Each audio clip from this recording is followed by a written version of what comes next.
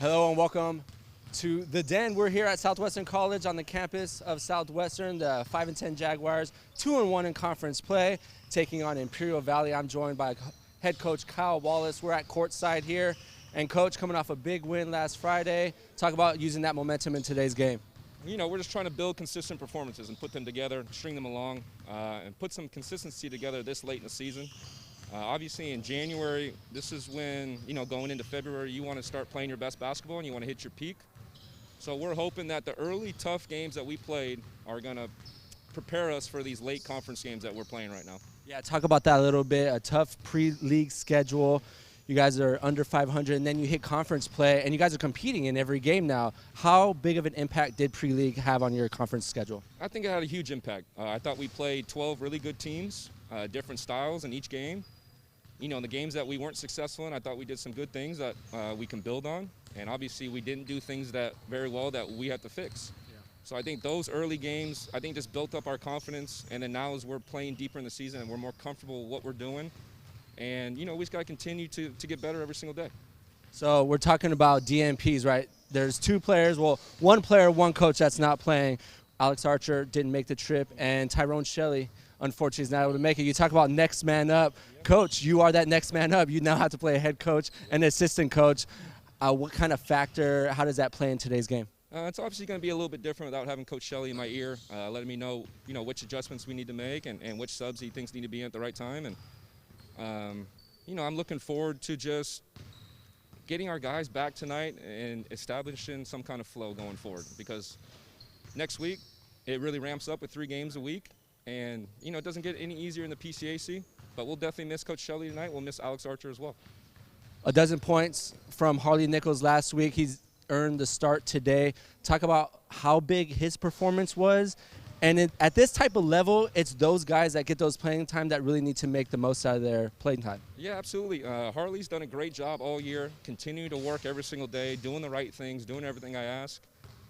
During the games, the shots, that's basketball. You either hit it or you miss it. You just got to worry about how you can contribute to other ways of winning on the court. And I think Harley brings those intangibles that we need to help win games, and it's all going to pay off in the end for him. Well, best of luck to you, Coach. Jaguars coming in 5-10, 2-1 in PCAC play.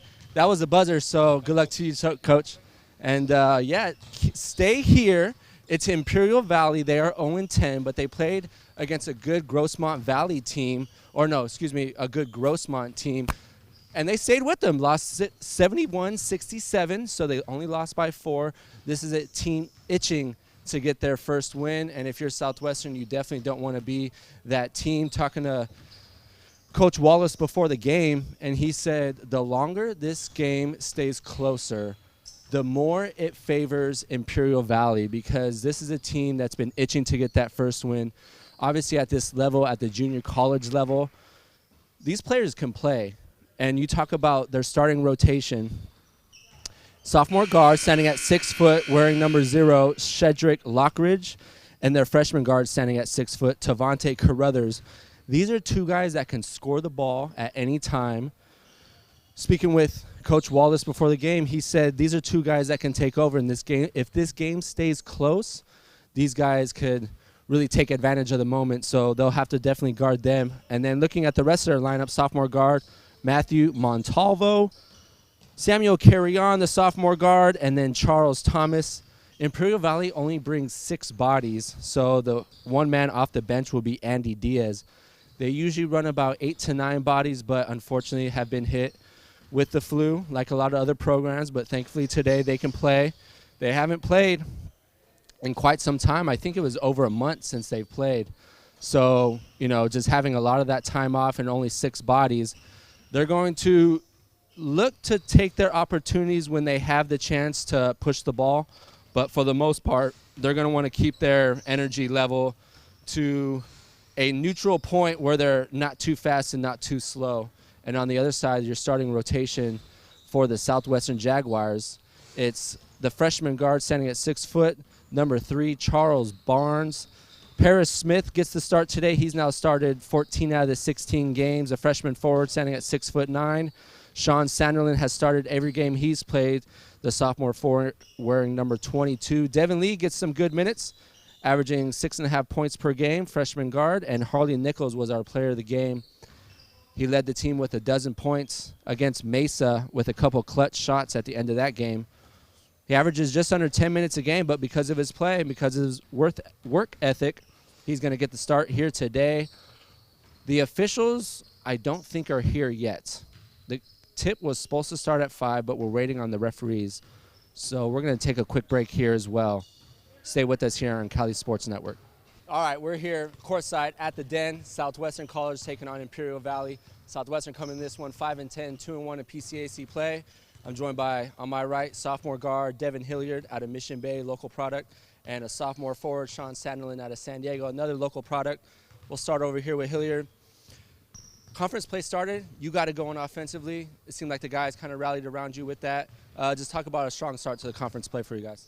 Really back to what I said last interview. It starts with our defense. If we get our defense going, our offense is going to come. And that day, my offense was just on. Right. And I just fed off my teammates, really. So is that something, because you are a guard, you take advantage of certain situations, or do you allow the game to come to you? How do you read that as a guard? It kind of just depends on how we're playing. If we're playing bad, then I know I got to step it up a little bit. Do something to get our team going. But usually I just let the game come to me. Mm-hmm. But, yeah, other than that. Okay. And over here to Sean, I would say, like, as far as a leader, like, taking everything into consideration, you're kind of that go-to guy. You're the guy that I think everyone looks up to on the court. You are a sophomore. You do it in a variety of ways. Just talk about your game a little bit, how you've transitioned here at the junior college level here at Southwestern. Well, for me, I've been at this level for a couple years now, so it's all about just asserting myself early, knowing what I can do and what I'm capable of, and it's just implementing my will, and it's just keeping my teammates involved at the same time. I know I can't do it by myself. Nobody can do it by themselves, so I got to get them involved early and often as possible. So you mentioned you've been at this level for a few years. You also big-time player at the high school level. Just talk about some of the differences, possibly similarities between high school and junior college that some players might not know about. Junior college, everybody's not going to play. Yeah. In high school, majority of people are going to play just because everybody's nicer at that level. From a coaching standpoint, coaches' high school jobs aren't on the line as much as a college level coach. Okay. So they have more leeway, they have more patience with certain things. Just at college level, there's the no tolerance for mischief, or I can't find the right word. I'm trying to keep it clean. No chicanery, pretty much. Like if what translates in practice translates into the game, and if you're not practicing the right way. So I talk to Coach Wallace every once in a while before the game, and it's like, why aren't these guys playing? And his first go-to is they've just been inconsistent in practice. So, and you hear, like, we're in the football playoffs right now. You hear about, like, the greats like Tom Brady. They say the game you win before Sunday, right? And you almost get a better appreciation of that at this level, would you say? Yeah, definitely. You got to take the pregame walkthroughs. Even though it's a walkthrough, you got to take it 110%. And, it can make or break you. How much you're locked in during that walkthrough, that pregame determines a lot. Have you always been a big body guy? I mean, you use your body a little bit at the junior college level. Were you always a big guy? Has your game transitioned at all as you've gotten older? I wouldn't say transition too much, just more so getting comfortable and knowing what I can do and how well I can do it. Okay. But still learning. Every day is a learning process, and it's just got to keep going. You can't quit. Right. Just keep growing. And over here, I mean, lanky, right? This is something you've been dealt with, playing with the cards at your hand, but defensively, you get the hands in the lane, right? There's some advantages to that. What type of game do you play? Where do you feel you fit best? Like you said, defensive end. I was always a defensive player in high school. Right. I was always the guy to go lock up the best players. So kind of just based off Coach Marshawn, he taught me all of that. He showed me my defensive end is going to get me going on my offensive end. So I just been sticking with my defense, and it's been working out for me. So you talk about that. Obviously, both of you guys local players. When you get guys outside of San Diego, like, what's that development like? Obviously, like, you guys being from San Diego, you probably carry a tighter bond maybe. You get someone outside from San Diego, it's like they almost have to prove their worth, right? Yeah, well, sometimes players from out of San Diego, California, they just think that they're automatically just better than us. Right, so right. we gotta show them that we like that too. You can ball. So, yeah, They we can hoop. Okay. And what about you? What do you say? Definitely the same thing. I've had a lot of out-of-state teammates that thought they could just do whatever, walk over me. So it's not the case. You know, people from San Diego carry a lot of pride. We have a sense of pride, and people think San Diego's just so sweet and soft until they get in the nitty-gritty and find out for themselves. You gotta, you know what I mean? You gotta wash this mud off, and you gotta get clean. Right. It's just, I don't know. It's a jungle. Right. Everywhere you go. You know, I speak to Coach Wallace about his players. Let's have his players talk about Coach Wallace, right? We'll keep it clean. We'll keep it simple. Nothing too much for the first-year coach. But obviously, you're a sophomore. You played with other coaches. The transition in playing with another coach, is it difficult? Is it easy? I mean, obviously it depends. But how's this worked out? Well, really, all he wants is the best out of you. So if you come in 110%, that's all he asks for. And then defensive end, just do what you're told, and you're going to get playing time and produce. And then, so let's get back to the court, right? 2-1 conference play. After starting a little slow, obviously playing against good talent, but the confidence seems like it's going in the right direction. The momentum seems like it's going in the right direction for you guys. Oh, definitely. We have guys that weren't getting any minutes in the beginning of the season or barely any to becoming very key role players, the players that we need on a game-to-game basis. You know, they step up each game. Every game we have someone else step up. I mean, wish we can have it more consistent as a group. Everybody steps up as a whole. But one day that's going to come eventually. Either this game, next week, it's going to come soon. Right. But it's a blessing and a curse, you know, having somebody step up and play really good, and then the next game they're nowhere to be found. Right. So it's just all a growing process, and we just got to keep staying consistent, keep growing, keep getting better, stay together. You guys have played in some close games. One or two more questions I want to keep you guys. Thank you for the time. We're filling in some time. Yeah. Sean Sanderlin on my left from San Diego High School. Devin Hillard on my right from Mission Bay High School. You know, you guys have played in some close games, right? But, like, to me, you're playing against an 0-10 team. This is where the killer mentality comes out, right? I mean, this is a game where you establish what you're doing in the game and kind of like neck on the throat type of thing situation going on. But as a player heading into this game, what is your mentality knowing that a team is aggressive, they're 0-10, they're looking for that win? How do you play it? Well, we got to treat them as any other team, as if they were City, because one day they're going to come in, everybody's hitting, and it's a nightmare for us. But, yeah, we just got to go hard. Yeah, ready. Shooter's gym, so never know what happens. We just got to come ready to play no matter who it is. How difficult is it to play without any fans? Or just what's it, you know, obviously you hit a big three, big momentum play, but here you don't really get that flow, the energy from the crowd. Well, I mean, playing up at Saracoso last year during the COVID year, we didn't have any fans at all. Right. So playing here with no fans is like, it's nothing new now, I guess. I'm kind of used to it. Last year, it was something crazy playing in a quiet gym. Like, you hear everything. Everybody hears, you know what I mean? Everybody hears the coach chewing you out. Everybody hears everything. But it's like, I kind of like it, but then I don't, because you don't get that same intensity, that environment, that on the road. You know what I mean? Beating a road team at their place with their fans cheering, their fans sad. Like, fighting someone down with a big three. Nothing better than that. It's an unbeat feeling. I miss having fans. You know, I miss having my fam, my friends, everybody come out and watch. You know what I mean? But at least we have the live stream, though. Yeah, it is nice. You talk about vocal coaches. Wallace is pretty vocal. Where would you put him as far as the most vocal to the least vocal? See, it's like, he has his moments where he's up there at the top, but he has his moments he's at the bottom. But it's real simple. Like, if you just do what he says, play hard, and just do the little things, he's just right there at like a 4 most of the time, you know. As soon as you try and do your own thing, or you just, you know what I mean, think you know everything, it goes past the 9 right there, boom. And it's just, he starts changing colors. He turns a little red, a little green. Yeah. Well, there's a fine line as an athlete, right? Growing up, you were always the best athlete. You got the little ego feeding into it. So when a coach brings you down verbally, it's like, this guy is I'm the best player on the court. Like, why are you getting at me like that? But it seems like as you get older, as you develop as a person, your character, you take it in a little bit more. Like, obviously, he knows what he's doing. He's a first-year head coach. It's really just to humble you down, let you know that you are not the only player on the team. We got to do this as a team. So basically, he just wants us to go as hard as we can, play hard, play together, play smart. Yeah. That's it.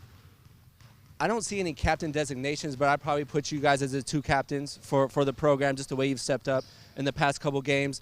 Talk about what that means to you as an individual trying to carry this team to a conference title. The whole captain title necessarily doesn't mean that much because I've been a captain of every team I've been on, and it's like not by me going to ask, can I be a captain? It's just something that's been happening. So it's just like I'm at the point to where I just want to win. I don't care about titles, roles. I just want to win. I want to win something that actually means something, Not winning open gym tournaments and championships, all that. Nobody cares about that. That's not gonna last forever. I want something that's gonna be hanging up on the wall, something that holds weight behind it. So as long as we get the job done, and whoever's leading us in the right direction, I don't care who's leading, as long as we're getting it done. So. Well, and that's a good point because there's often times where I'm like, man, Sanderlin should be getting minutes right now, but then you're on the bench, some other guy steps up. So, like, I'm all for it. If anybody's doing good, I'm right there clapping, standing up. Was it like that in high school though, or is that something you've kind of matured into? I feel like I've always been like a hype man for the next man up, a good teammate. And everybody has their moments where they get down on themselves and stuff. And I feel like people think I'm mad at somebody or something, when just 9 times out of 10 I'm mad at myself. Right. So, Well, you expect a lot at yourself, so that makes sense. You are your biggest critic. You got to be your biggest critic to get to this level. We're 28 minutes out of game time. Hopefully the officials aren't here. Like I said, Devin Hilliard on my right, Sean Sanderlin on my left. Thank you guys for joining. I mean, this was totally made up. We had no idea this was going to happen this way, but it was definitely nice to get to meet you guys a little bit, get to know a little bit about you. And if we have a little more time, we'll grab a couple other players. But, man, you guys are 2-1 right now. It's looking good. You guys win this one, you're 3-1. You got 3 games next week. So as a basketball player, right? 3 games in a week, that's exciting, right? Like, I know Coach wants to coach you guys, but it's at this point, I tell them, like, what else can you coach these guys? Like, they know what they know. They just got to play. Exactly. Pretty much it's just implementing what we do in practice what we're doing in the game. Yeah. So he teaches all this stuff at practice, apply it to the game, and it should be easy for us. That's all. You did mention you guys should be 3-0. Obviously, basketball is a game of momentums, right? 1 or 2 shots, a big difference. A couple possessions down the stretch, a couple turnovers. So, like, knowing that, you almost value each possession a little bit more, right? Even from the jump, the first play of the game to the last play of the game, every possession matters. Learned that the hard way last year. Last year we had a couple 1-point losses at the end of the stretch. A couple, dude shoots a free throw, they get the offensive rebound, tip it in, game over, we lose by 1. So, just stuff like that. Every possession matters. Turnovers, loose balls, rebounds. And being a young player, you don't realize that until later on down the road. So then, like, you have a turnover early on in the game, coach takes you out, sits you down. You're like, damn, coach, I didn't get a chance to make up for it. Right. That chance isn't going to come later because it just happens so fast. Everything is so crucial. It's all about momentum. So it's just, you got to value that ball. Yeah, no, that's a good point. Like 25 minutes out, so I won't keep you guys any longer. I appreciate your time. Best of luck to you guys, man. Sean Sanderlin and Devin Hilliard.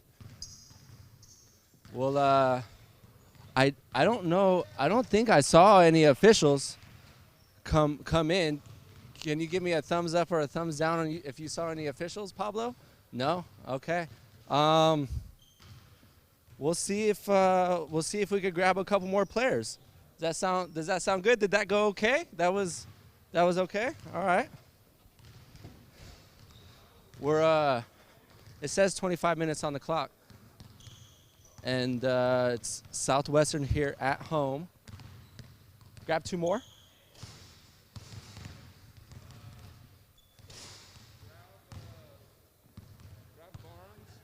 Oh, Barnes is heading somewhere else. Barnes is visualizing his 3-pointer from the corner right now. So right now we're no officials. Have the referees showed up yet? I didn't see one. Okay, so they thought the tip was at 7. Everyone else realized it was at 5. So shame on them. Paris Smith out of Oceanside. Yes, Oceanside, California. Oceanside, California. Definitely. You're not a San Diego product? No, Irvine. Okay. So why Southwestern? Why'd you pick Southwestern? Actually, I've known Coach Wally from back in the day during club and AAU stuff. So he just kind of contacted me after I was not playing anywhere, asked me if I wanted to come down to San Diego. And what's a better place to play basketball than San Diego? Nice. So there's obviously a certain perspective that people outside of San Diego have of San Diego basketball players. Has that changed for you at all? Not necessarily. Every time I've ever played anybody from San Diego, they're always talented. They always play hard. A little bit scrappier than the guys I see in Orange County. Right. But just a little bit different game, but nothing I haven't seen before. All right, so definitely on my right from Irvine, Paris Smith, a sophomore forward out of Oceanside, California. The issue I see with you is you're too big for the competition, man. We haven't, at least the games that I've done, you haven't really faced anyone that's been your size, been your body size. So it's kind of difficult for you to implement your size with someone that's a lot smaller. How do you try to transition into that? Oh, you said that one more time. Yeah, no, you're good. So, and I set that up so bad for you. I'm sorry. My bad, my fault. You're way too big for this level right now, it seems like, because every competition, every other team, they just don't have no one your size, right? So you implementing your size, how has that worked towards your advantage? Man, I don't even know, to be honest. Man. How do you like to use your size as a big man? I like to use it. I like to take my advantage of like the smaller people against me. Yep. Just get buckets. How nice does it feel to continue to play at home? Obviously from Oceanside, Southwestern, the little travel. But you say in San Diego, how nice is that for you? It feels good. It feels good. I'm at home. I get see all my friends and stuff. And it just feels good to be back home in California. Nice. All right, Devin, over here. Stay here, man. We're going to give you a couple more opportunities. We got some time. We talked about the difference between like the junior college level, high school level. For like high school players that are watching this game, maybe something that would help them improve their game or something that they might not realize at the high school level. I think one of the biggest misconceptions that I've had coming into JUCO is I always thought that you'd have to make bigger, better plays than you did in high school. But if anything, it's the exact opposite. You got to be better at the fundamentals and the stuff that's super simple. If you master the simple stuff, the cool stuff comes later. But I think that's one thing that especially Coach Wally preaches every day is, keep it simple, do what you can well, and don't do what you can't.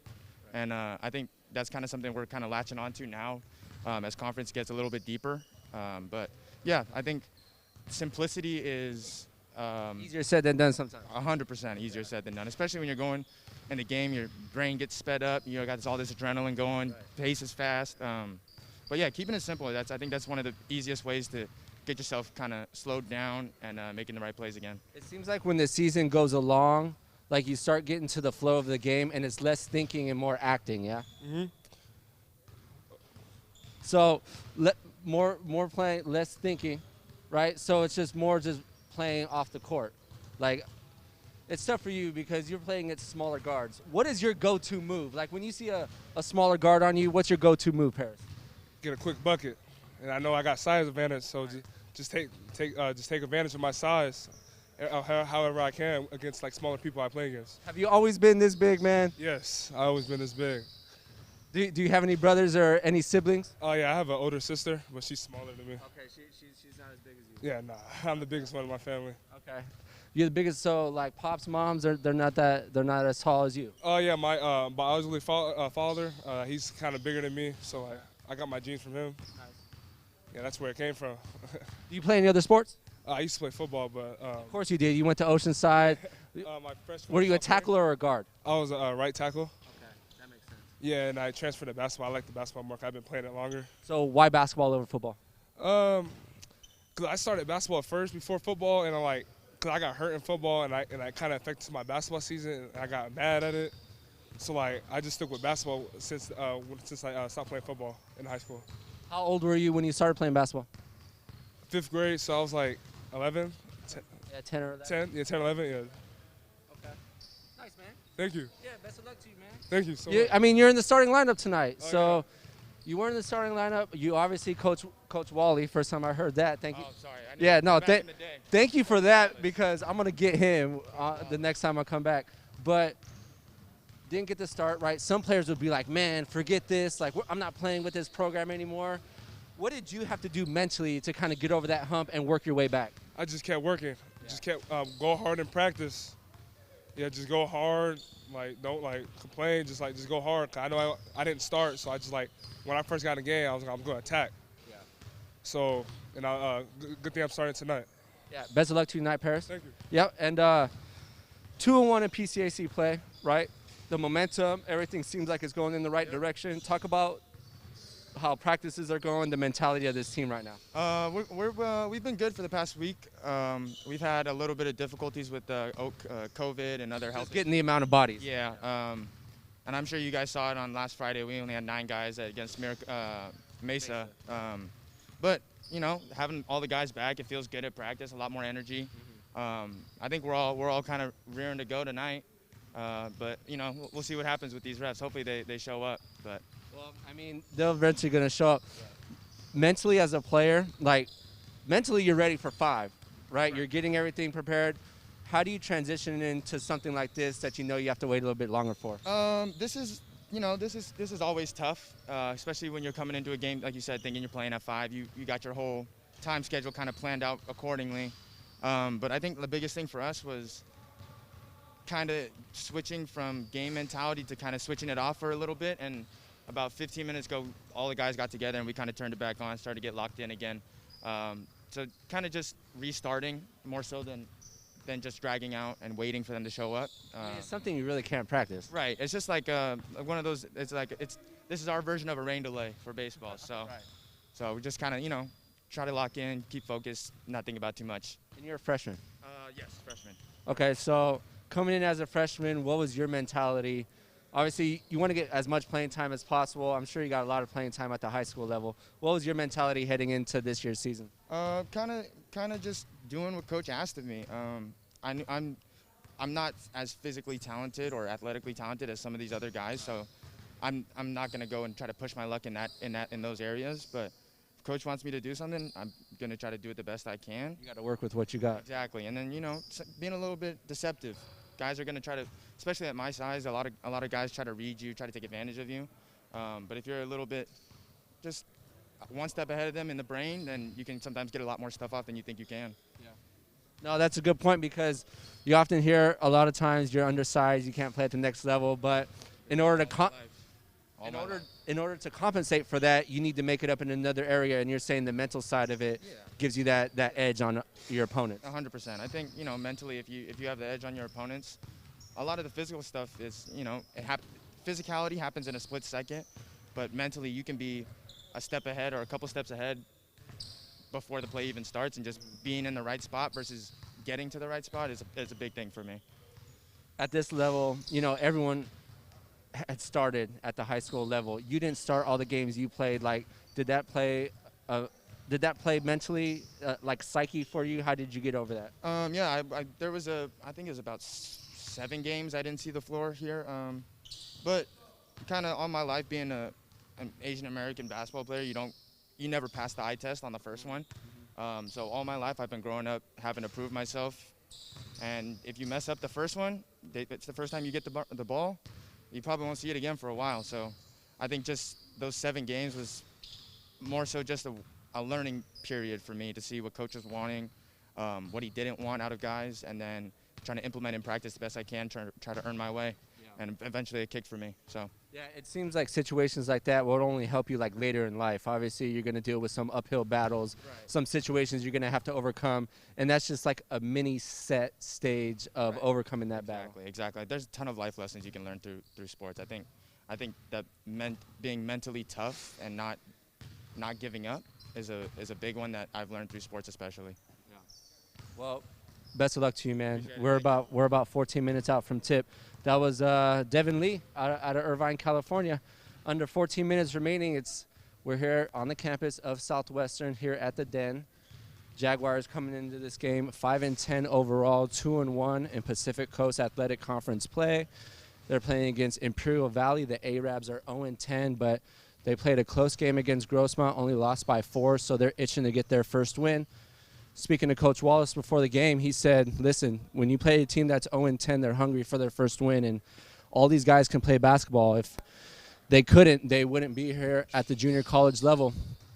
And that was our little player meetup interviews. That was nice. That was nice to hear from some of the local guys in Irvine talent out of Devin Lee, a lot of different perspectives. And hopefully we get those officials soon. We're going to take a quick break here on Cali's Sports Network.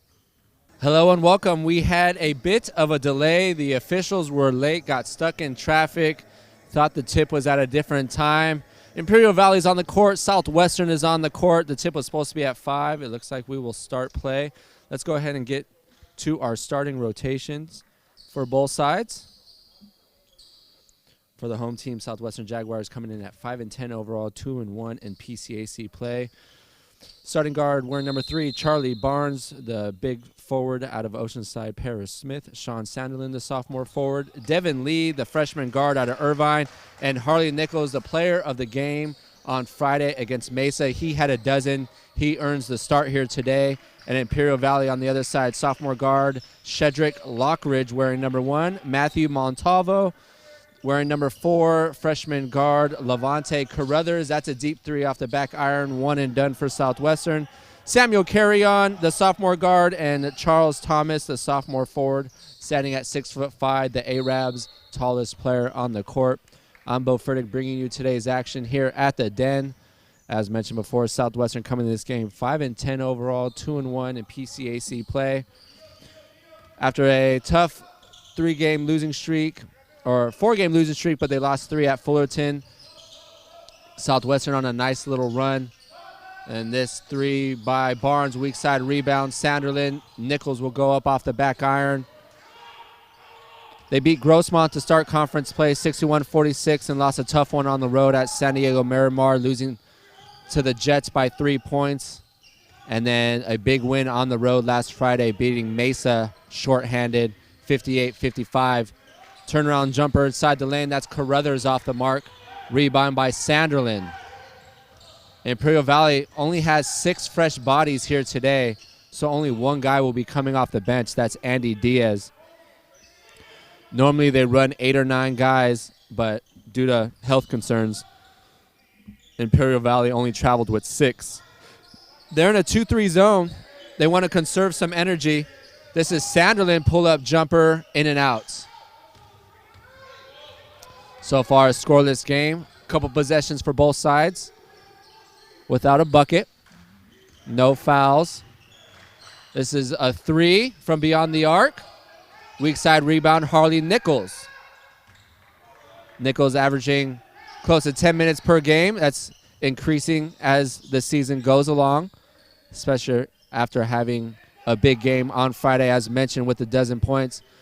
A couple clutch 3s at the end of that game to put the game away. 10 on the shot clock. This is Paris Smith down low off the front iron. Lockridge will push the tempo, guarded by Lee. Pull-up jumper off balance. Rebound Smith. Coach Wallace a little frustrated at the start of this game. Obviously, you had to expect a slow start from both sides. Both sides thought the game was going to start at 5. We started about an hour, 20-minute late. We're about 2.5 minutes into this game at Southwestern. Coach Wallace is trying to gather his players. Once again, the starting 5, Charlie Barnes, Paris Smith, Sean Sanderlin, Devin Lee, and Harley Nichols for Southwestern. And for Imperial Valley, Shedrick Lockridge, Matthew Montalvo, Tavante Carruthers, Samuel Carrion, and Charles Thomas.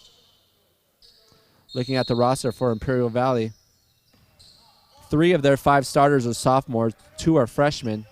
And on the other side for Southwestern, all but Sean Sanderlin are freshmen.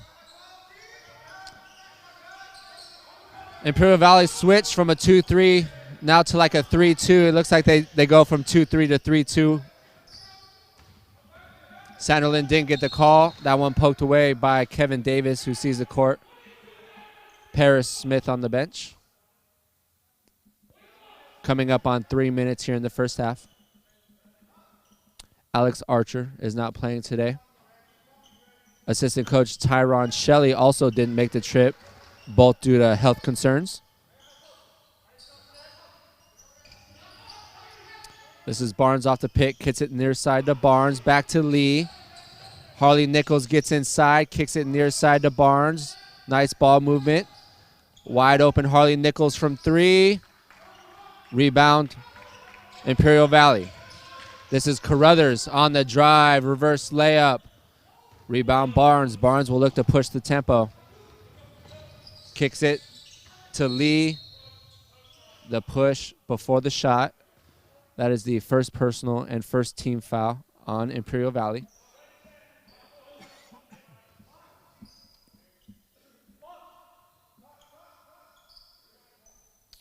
So it's Davis, Sanders, Lee, Barnes, and Nichols on for the Jags. Imperial Valley will stay in the zone. As mentioned, they only traveled with 6 players, so speaking with 7th-year head coach Andrew Robinson, he said they're going to want to conserve some energy, and one of the ways to do that is by playing zone on the defensive end. Ball poked away by Davis, keeps the possession alive. Barnes for 3. We saw that Friday night, Davis keeping possessions alive, and because of it, Charlie Barnes gets the 3, starts the scoring here today, coming up on 4 minutes here in the first half. This is Lockridge on the drive. Tough pull-up jumper. Nice defense by Devin Lee contending that shot. Sanderlin. The ball stopped in transition. Kicks it near side. Devin Lee pump fakes. Gets his defender in the air and rattles in a 3. Back-to-back 3s for the Jaguars. They go up 6.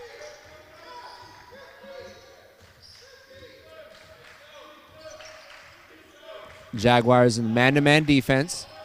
This is Sanderlin on Montalvo. One of their better scorers, Carruthers, guarded by Nichols. Carruthers gets inside the lane. Nice defense by Nichols. Pull-up jumper from the elbow. That's carry on. Rebound Davis.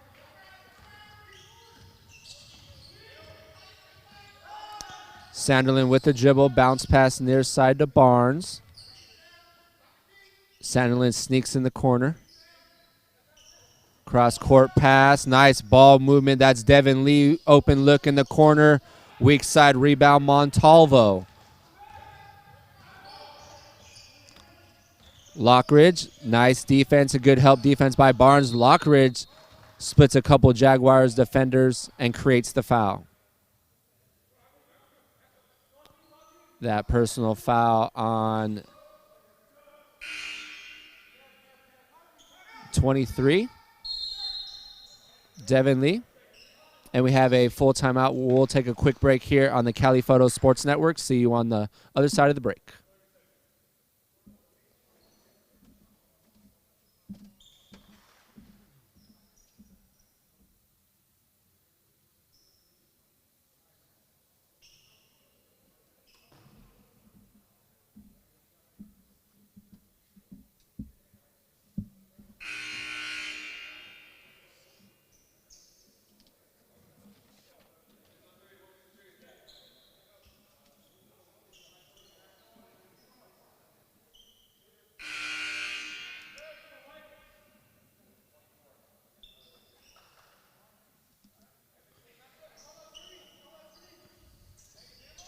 And thank you for staying with us here on the Cali Photo Sports Network. I'm Bo Furtick, bringing you today's action from the Den on the campus of Southwestern College. That's Charlie Barnes with the steal. It's Southwestern 6, Imperial Valley 0. Coming up on 6 minutes into this first half. It was a late start, but we eventually got the game started. Imperial Valley, it's been about a month for them since they've played their last game.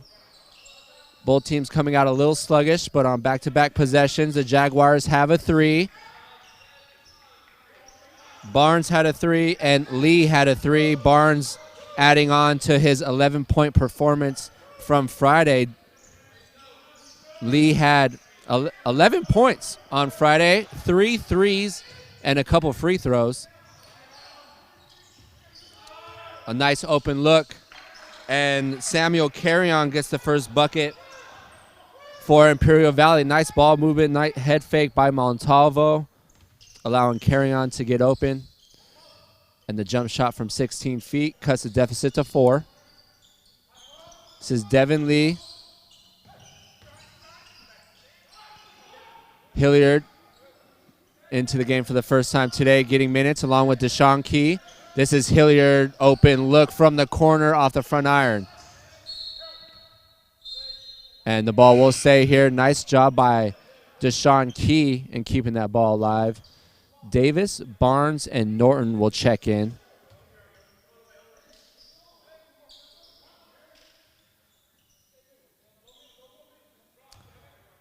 Hilliard in for the first time today. Davis checks back in.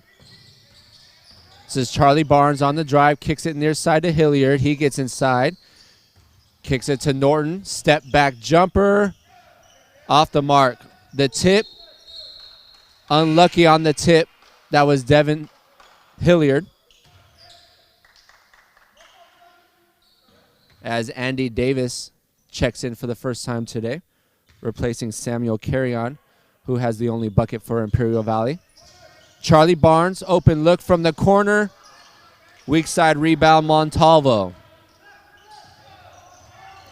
Lockridge on the drive. Nobody stopped the ball, but blocked by Hilliard. The ball will remain Imperial Valley under their basket. Nice weak side defense by Hilliard. Good job by Lockridge in reading the defense. No one had stopped the ball.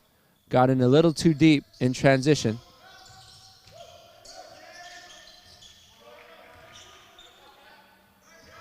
Davis guarding Lockridge, Imperial Valley's top scorer. Lockridge on the drive, blocked by Davis. Loose ball scooped by Hilliard. Gets it to Norton. Imperial Valley tries to save it under their basket. Fresh shot clock. Deshaun Key from the elbow. 15-foot jumper off the back iron. Jaguars are getting the shots they want. They're getting good looks, high percentage shots, but they're just not falling here early in the first half. That ball poked away by Hilliard. Looked like he might have jammed his finger. Sean Sanderlin will re-enter the game, replacing Barnes, and so will Carrion. Andy Diaz providing a couple good minutes, allowing a breather for Carrion. Jaguars 6, Imperial Valley 2. 6 points coming from a 3 from Barnes and a 3 from Lee. As mentioned, they've had some open looks, just been unable to hit the shots. That ball poked away, falls into the hands of Carruthers, kicks it near side, and Montalvo for a 3. Cuts the deficit to 1. 8 minutes into this first half. Coach Wallace talked about this before the game. The longer Imperial Valley stays in the game, the more difficult it will be for the Jaguars to get rid of them. Imperial Valley is still looking for their first win on the season, but their last game, their last conference game against Grossmont, they kept the game close. They jumped out to a 12-3 lead, but were unable to keep the lead as the game went on. Ended up losing by 4, 61-57. Imperial Valley going to stay in that 2-3 zone. Deshaun Key gets inside, kicks it, but before the dish, he got called for the traveling violation. Nice idea by Key. Just lost dribble. I mean, he had Norton wide open in the corner. The defense collapsed on him. That's exactly what Key wanted, but just unable to gain control properly. Got called for the travel. Davis on Lockridge. Lockridge gets by Davis, and because of it, Davis creates the foul. Devin Lee will come back into the game. Checks in, replaces Deshaun Key.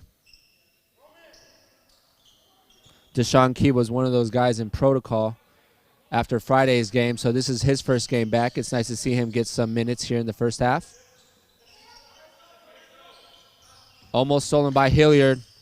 Carruthers pulls up, and the 15-foot jumper is good. Imperial Valley with their first lead of the night, 7-6. So after the back-to-back threes by Southwestern, offensively they have gone cold.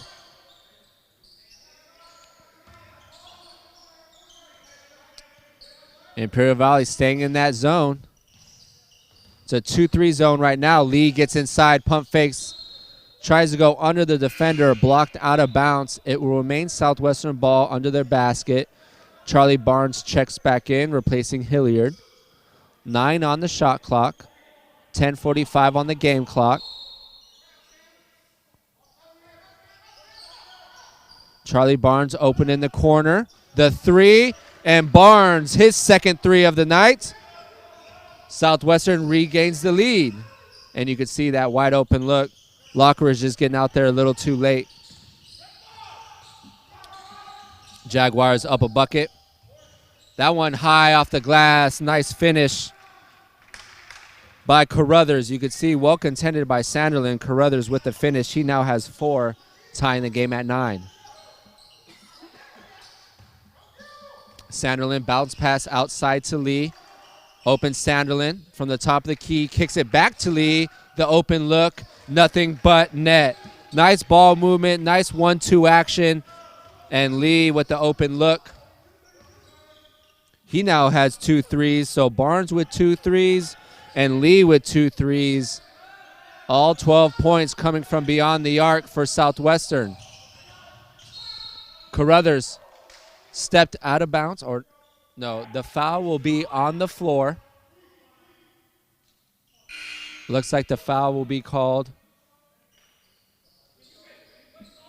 I want to say that was, I didn't get a foul call, and I don't see it on the scoreboard. Carruthers again with the inbound pass, guarded by Norton. I think that last foul was on Norton. That's the 3rd team foul for Southwestern. This from top of the key, deep, and off the back iron by the shot off of Lockridge.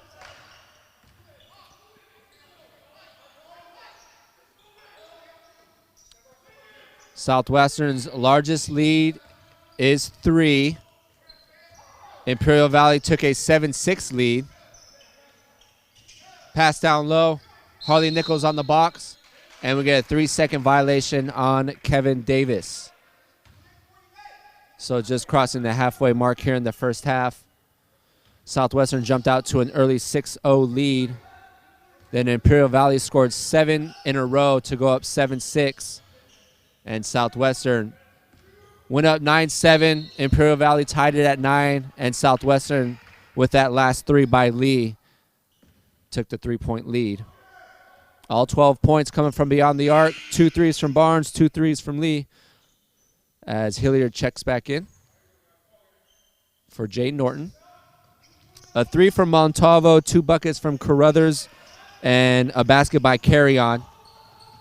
And the drive floating away from the basket. And everyone, including Wallace, asking what just happened there. Let's look like a phantom call from my angle as well. And it looked like the shooter extended his leg and looked like there was some space and separation between the defender and the shooter, but the foul was called on the shot. First free throw of the night by either side.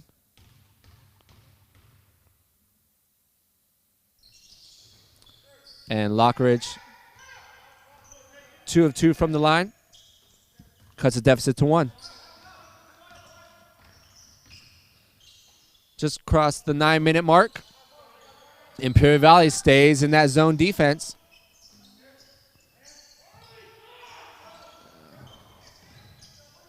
And Southwestern just passing the ball around the perimeter without really any movement off the ball. And eventually Imperial Valley defense going to read that pass on the top of the key, and that's what they did, creating that turnover.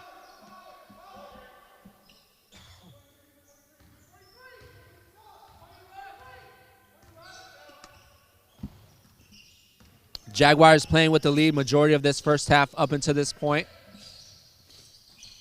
This ball stolen by Lee. This is Harley Nichols one-on-one. Tries to finish with the left. Rebound by Hilliard. Gets it back to Nichols. He'll have to go up strong. Near side Lee. Nichols in the corner. He'll try for three. Off the front iron. Nice hands by Devin Lee, poking that one away from Lockridge. Southwestern has some numbers down low on the box. That's Nichols off the glass. Harley Nichols with his first basket. Gives the Jaguars back a 3-point lead. And there was a timeout on the floor. Jaguars 14, Imperial Valley 11. Here on the Cali Photo Sports Network, we're going to take a quick break here.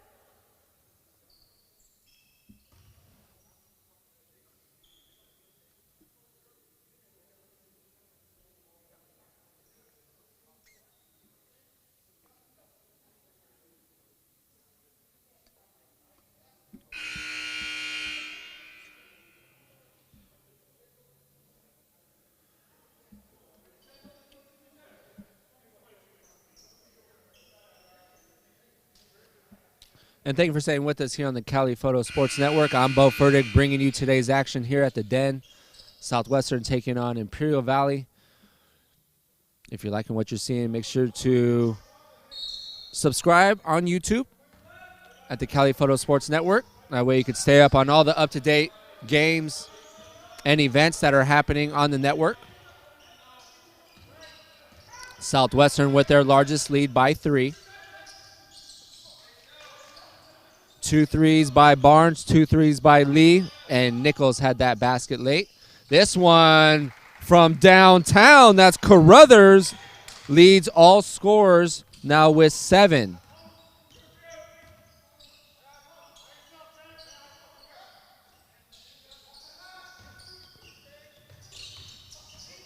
Ties the game at 14.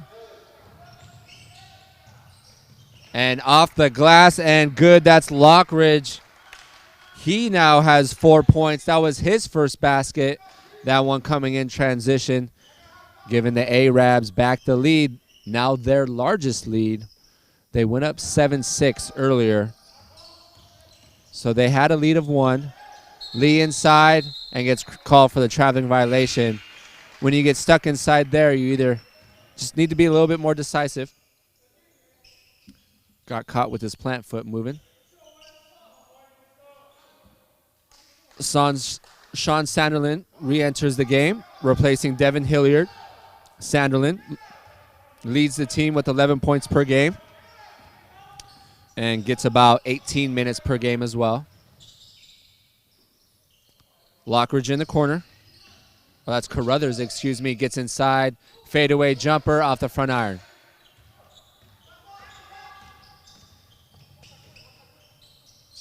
On the floor for the Jaguars, Barnes, Lee, Sanderlin, Nichols, and Davis.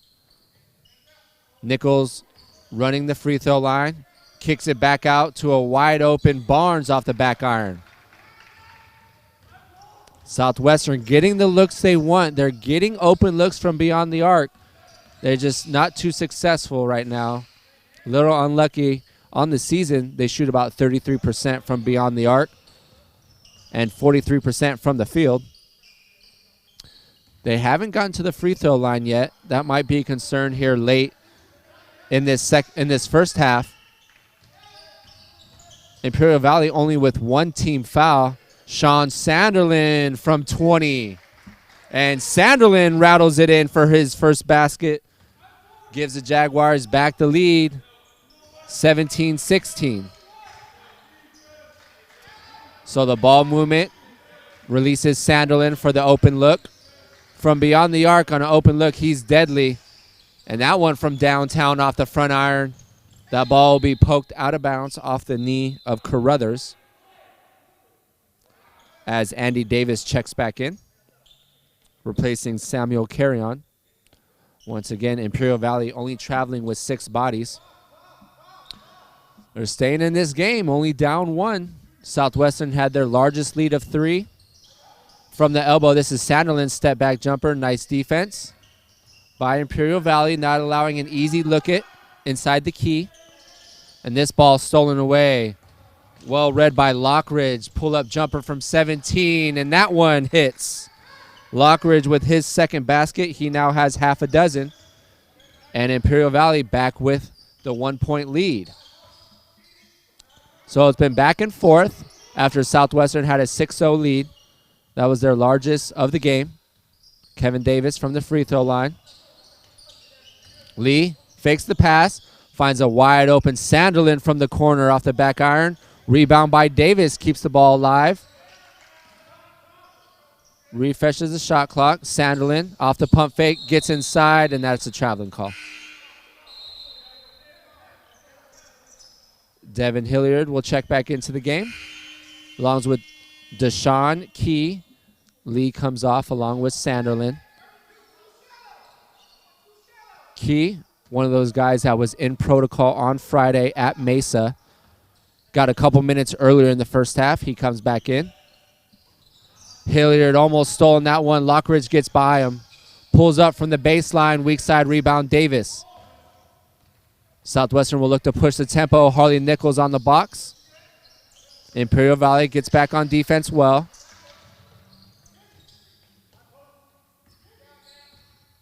Got Nichols. Oh, and Imperial Valley almost stole that one. Nice ball movement from the corner inside to Davis. Assist by Key, and Davis's first basket extends the Jaguar lead to 1. I guess you could say they regained the lead by 1.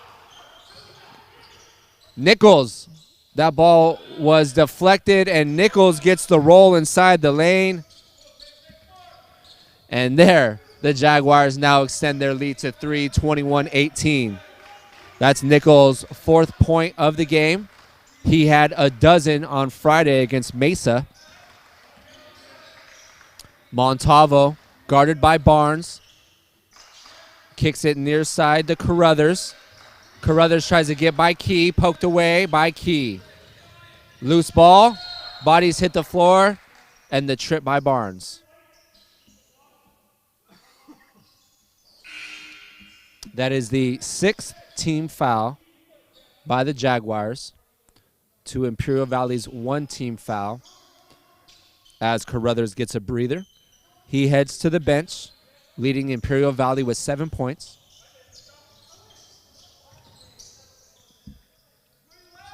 Lockridge had 6.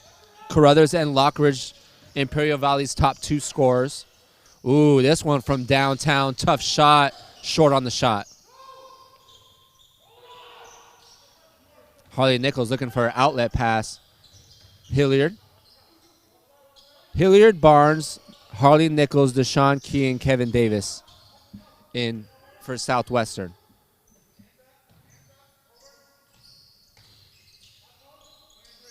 Imperial Valley extending that 2-3 zone.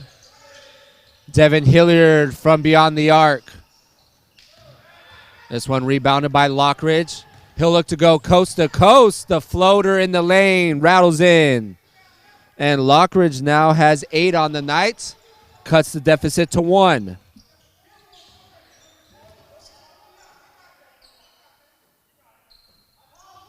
Great job right there by Lockridge. Now leading all Imperial Valley scorers with 8. Nice baseline drive by Nichols. He now has half a dozen for the Jags. He had 12 Friday, leading all Jaguars scorers. And the block by Hilliard in transition. The spin move on top of the key. Nice look to Barnes. Barnes count the bucket and 1. Oh, see right there.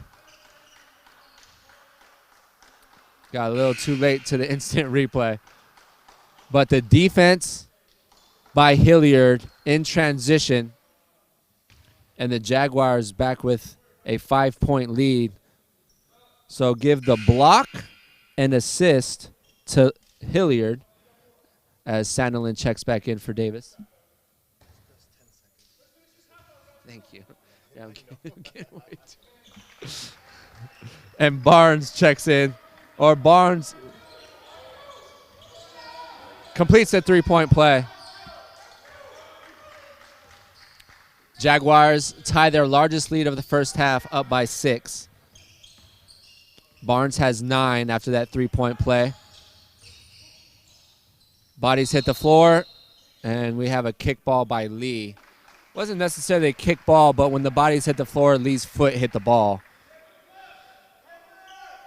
Shot clock at 20, game clock at 1:03. Imperial Valley ball near side.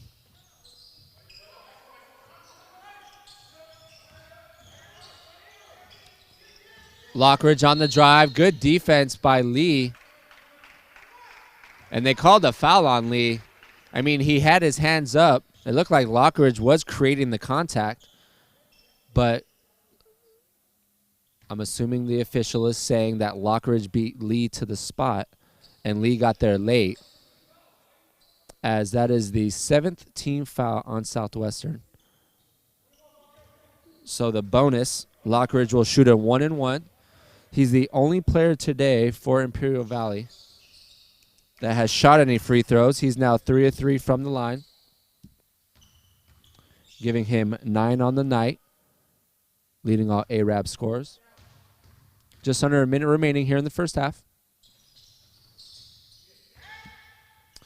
And Lockridge now 4 of 4 from the line. Give him 10. First player into double digits for either side.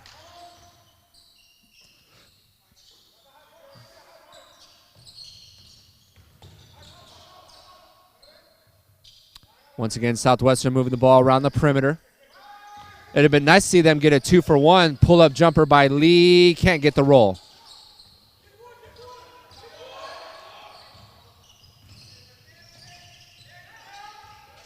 Oh, step back jumper from beyond the arc. Matthew Montalvo, his second 3 of the night, cuts the deficit to 1. Nice looking shot by Montalvo. And Montalvo had his feet set. Sanderlin crashes into the defender. And Montalvo creates the offensive foul on Sanderlin. 11.8 on the game clock. Imperial Valley will settle for one last shot. Now 5. Ooh, tough shot from Lockridge. With 1.4 on the game clock, Charlie Barnes gets called for the foul on the rebound.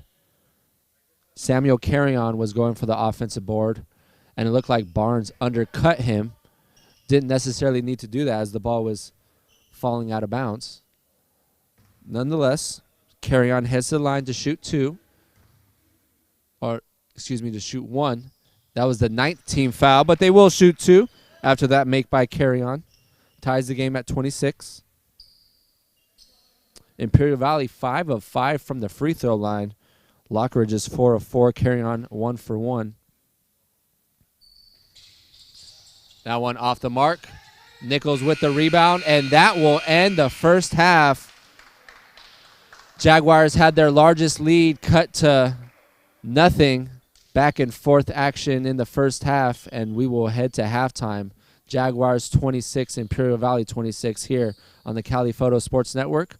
We will see you on the other side of the break. Stay tuned.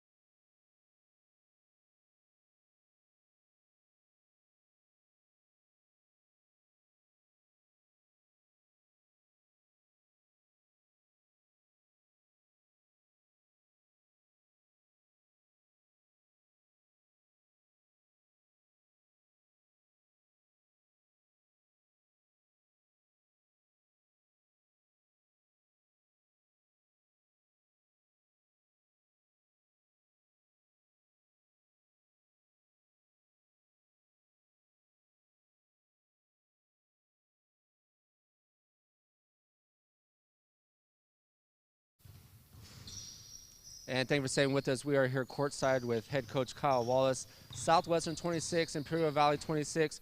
Guys come out, shoot well from beyond the arc, and go a little cold on offense. They get back into this game. What was your take from that first half? Awful first half for us. Awful all around the board. Defensively, offensively, come out lethargic. We go through the motions. We don't play very hard.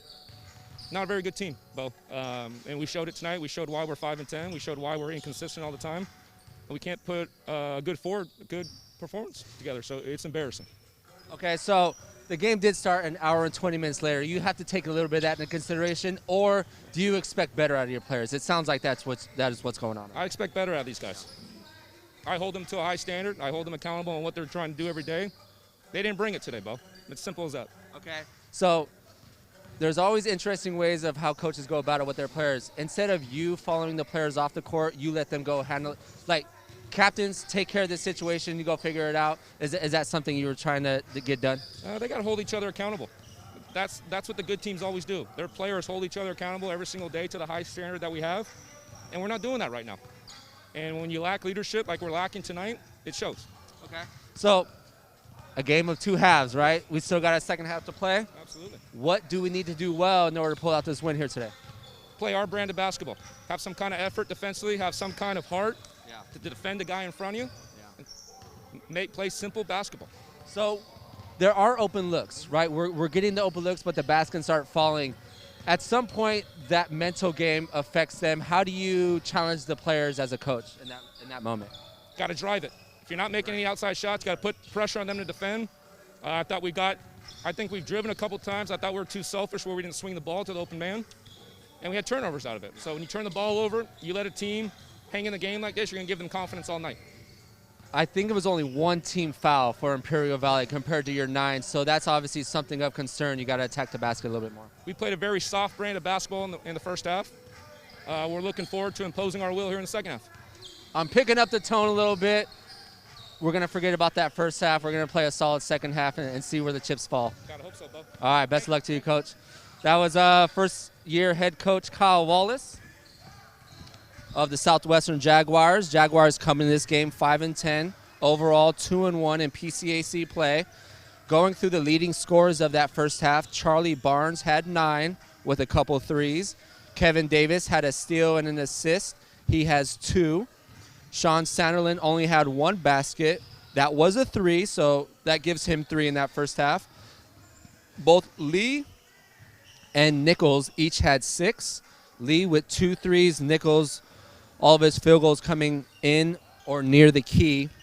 And on the other side for Imperial Valley, leading all scorers was Shedrick Lockridge, the sophomore guard. He had 10. Matthew Montalvo hit 2 threes. He has 6. Tavante Carruthers had 7 points, a couple buckets, and 1 from beyond the arc. And Samuel Carrion with 3 with the end 1. And we're going to take a quick break here. 5 minutes still to the start of the second half. That was Coach Wallace I was speaking with earlier. Obviously not pleased with his performance. This is a younger team, and we'll see how they respond here in the second half. Stay with us for second half action here on the Cali Photo Sports Network.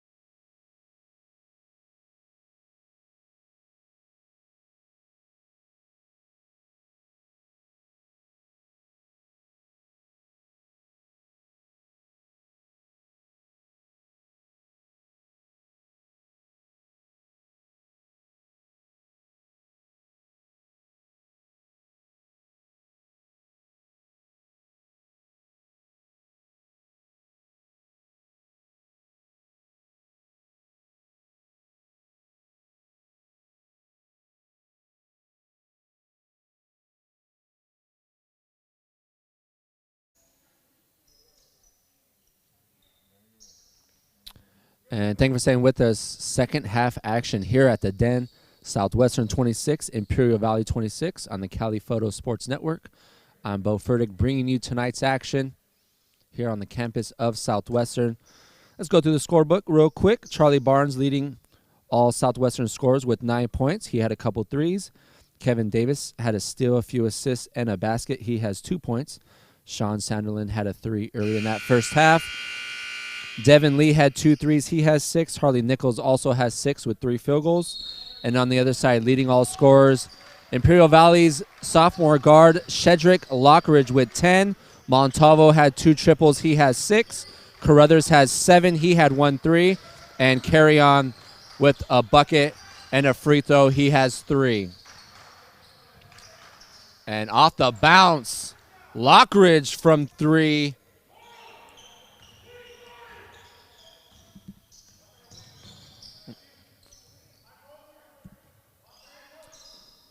And I want to say Imperial Valley with their largest lead up 3. Southwestern was up 6 to start the game. That was their largest lead. Jump stop inside, off the mark. Hilliard gets his rebound back, goes up strong, doesn't get the foul call. The drive, baseline jumper. Oh, Lockridge feeling himself. You could.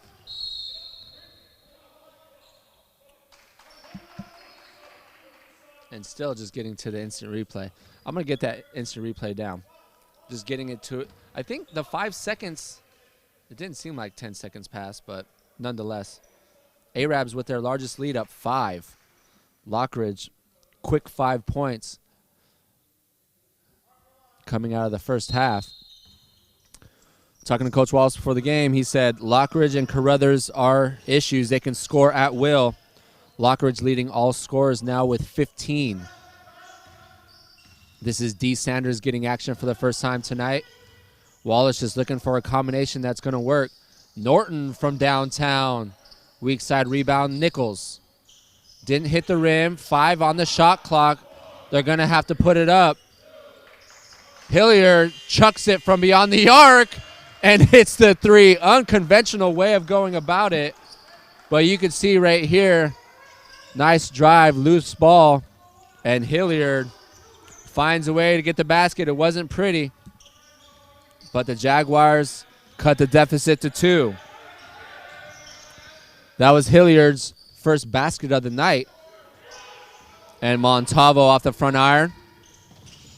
Norton over to Sanders. Davis was wide open initially. Didn't get the look. Imperial Valley staying in that zone. Sanders baseline drive, the floater. It might have been a pass to Davis. It was a floater or the pass. Nice movement around the perimeter. Davis on the drive. And we'll call that a pass, the assist. Nice finish by Davis. Ties the game at 31. Davis now has 4. This one blocked by Davis. Davis will chase it down. Great pass to Hilliard. Hilliard hits the floor.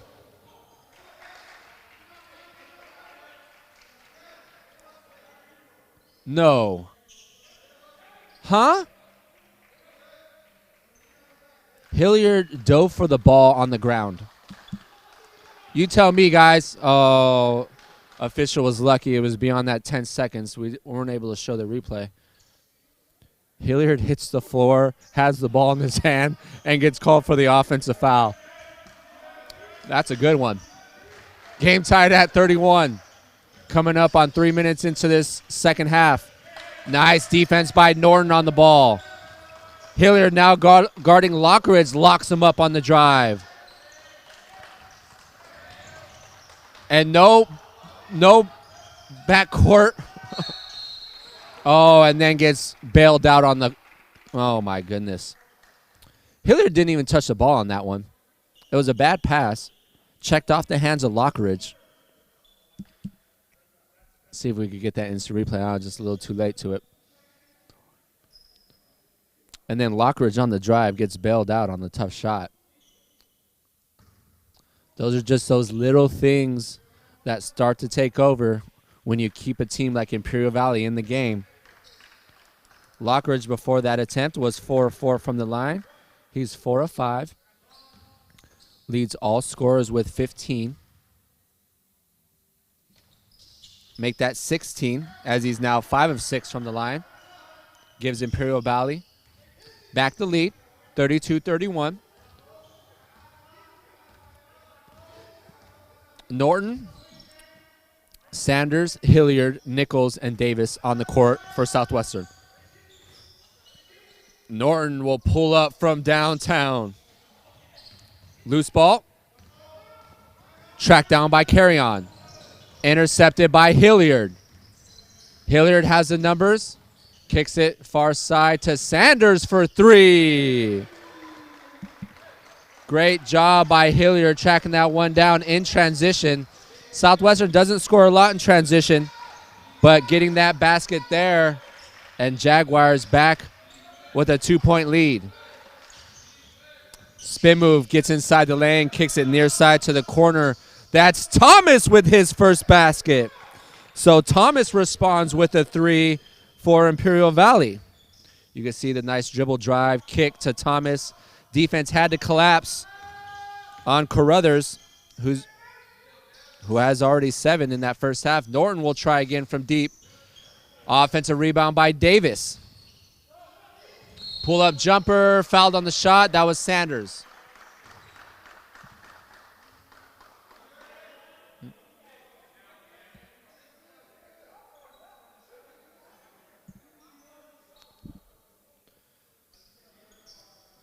Imperial Valley 35, Southwestern 34. D. Sanders to the line. Getting some minutes here today. In the second half. He didn't play in that first half.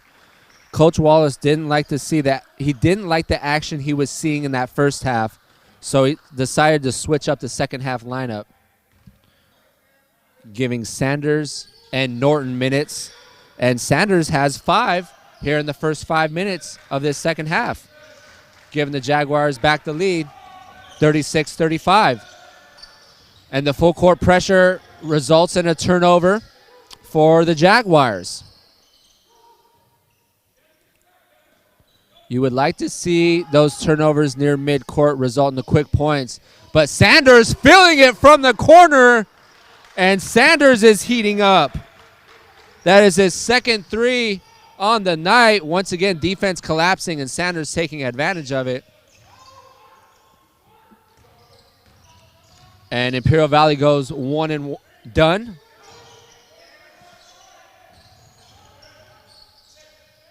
And the jump stop inside. Hilliard gets the roll. He now has 5.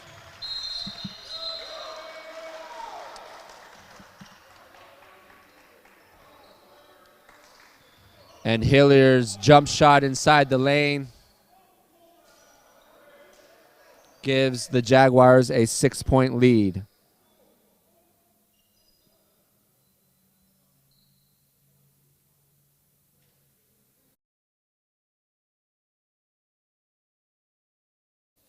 Yeah.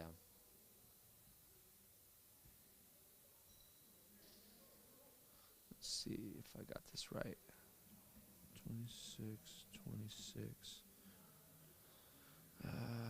6 points, and then 15, 5, 7, 8. Okay. Thank you. Move it to 8. Yeah, that might be a good idea. We'll work with that.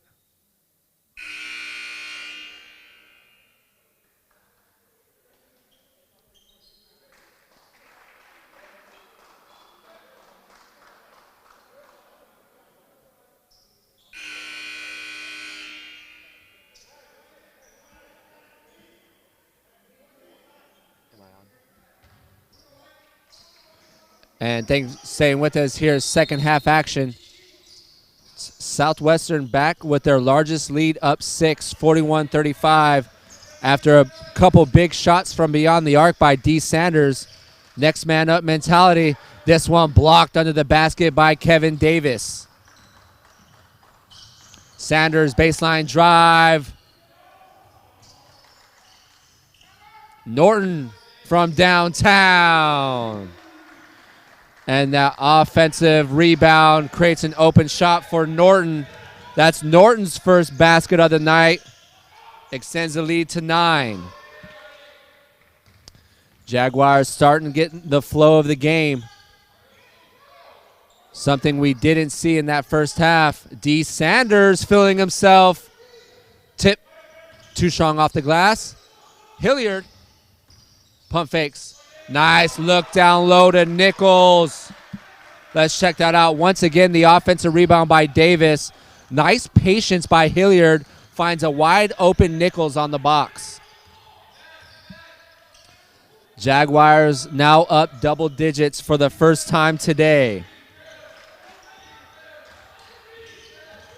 On the drive, that's Carruthers too strong off the glass. Norton has to check the guy coming from behind. Poked away by Carruthers. Lockridge, fadeaway jumper, got fouled on the shot. So losing the ball near half court, not a good thing. Oof. Hilliard looked like he might have got a little elbow. The one thing that I saw from my angle, rather than Hilliard keeping his hands straight up, he brought him down a little bit, and that's one of the things the officials look at when closing out on a shooter. Sean Sanderlin re-enters the game, replacing Nichols.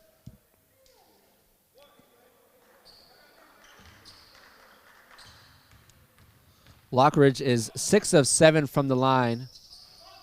Make that 6 of 8. He has 17 on the night, leading all scores. Jaguars up 10. Largest lead was 11. Sanderlin. Bounce pass on the box. That one kicked out of bounds by Thomas of Imperial Valley. 15 on the shot clock.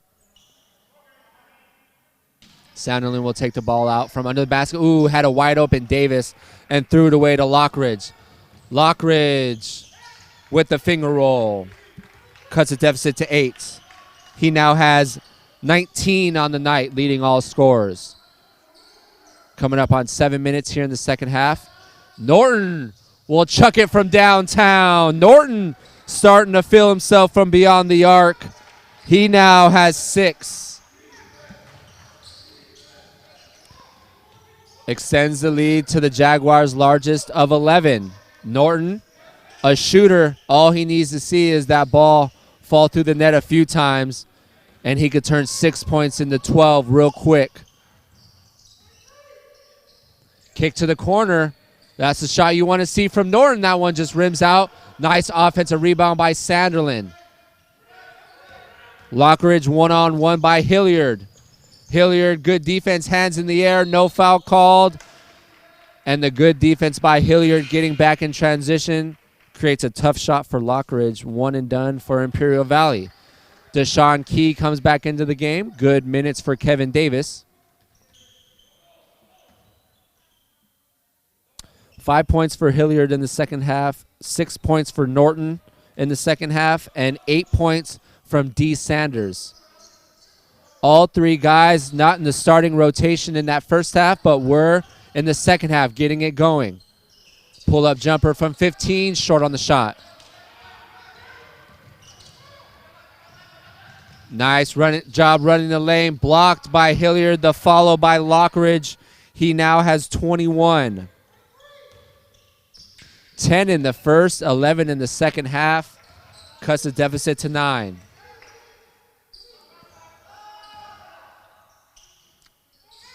Nice ball movement by the Jaguars. Deshaun Key is just going to have to go straight up with that. Deshaun Key has the vertical, too. Just got caught under the basket, a little indecisive. You'd like to see him be a little bit more aggressive in a situation like that.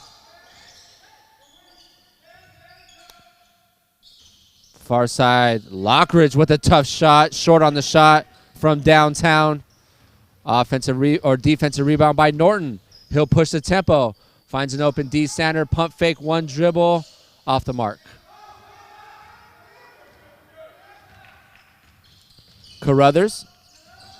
Oh, nice spin move to get inside the lane by Carruthers. Doesn't get the roll. Little unlucky. Thomas blocked from behind by Hilliard. Good job by Hilliard in getting back on that action.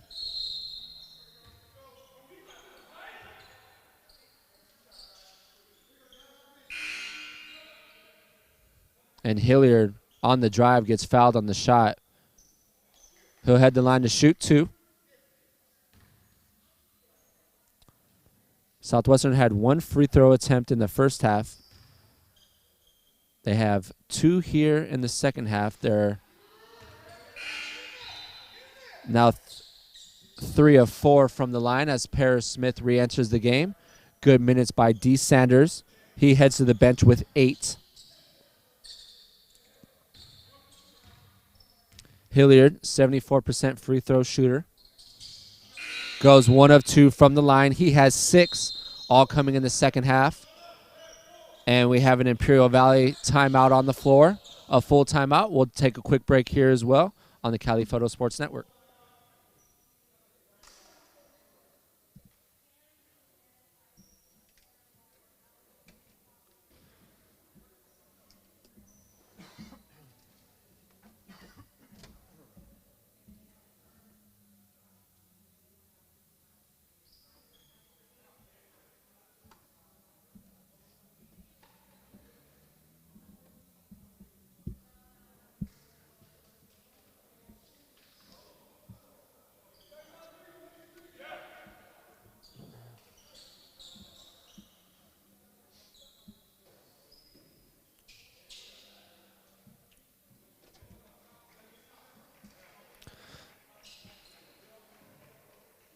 And thank you for staying with us here on the Cali Photo Sports Network, coming to you from the Den on the campus of Southwestern College.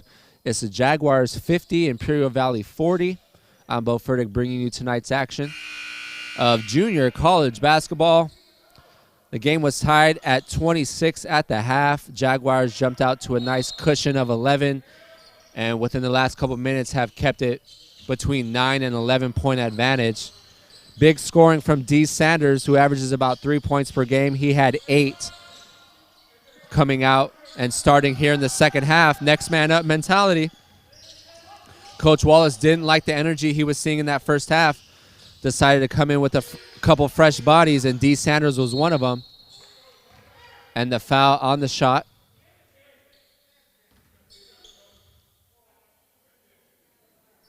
Looks like white 4. So foul on Norton. Jay Norton found his shooting stroke. Hit 2 threes here in the second half. Samuel Carrion to the line. He's 1 of 1. Make that 2 of 2. Andy Davis at the score bench. Looks like he's going to come in for the shooter.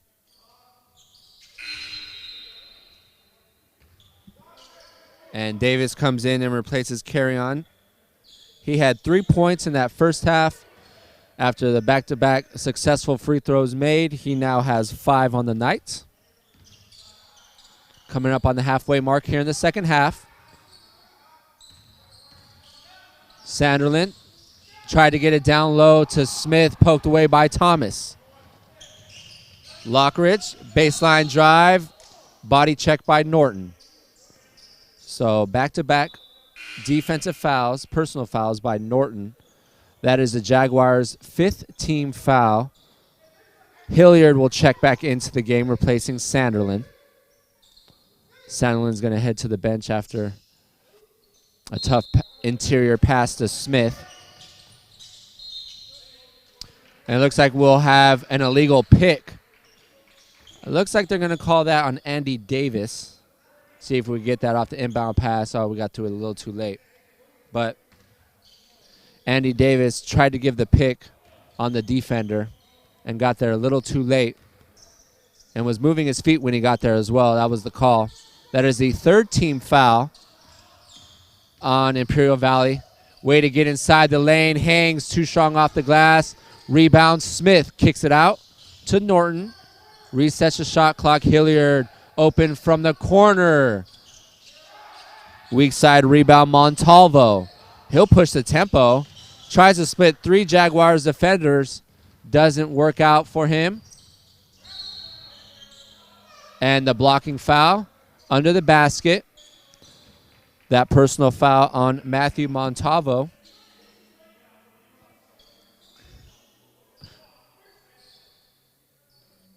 Yeah, Montalvo just got to the spot a little too late. Under 9:30 remaining in the second half. Ooh, had Nichols. Tough pass between Nichols' legs. Lockridge, he'll chuck it up from 3. And Lockridge now leads all scorers with 24. So once again, the turnover resulting in a quick bucket for Imperial Valley. They cut the deficit to 5.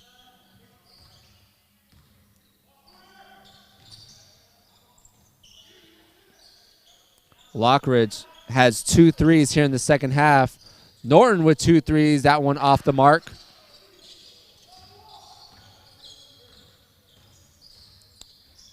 This is Carruthers off the dribble. Nice help defense by Norton, but Hilliard will get called on the foul. Looked like good defense for me. Yeah, once again, Hilliard, instead of his hands going straight up, you could see him at almost at a 45-degree angle. And if you're a shooter, all you need to do is really emphasize going into the arms of the defender, and that's what Carruthers did well right there. That free throw cuts the deficit to 4. Norton comes off with 6. Lee re-enters the game. He had 6 in that first half.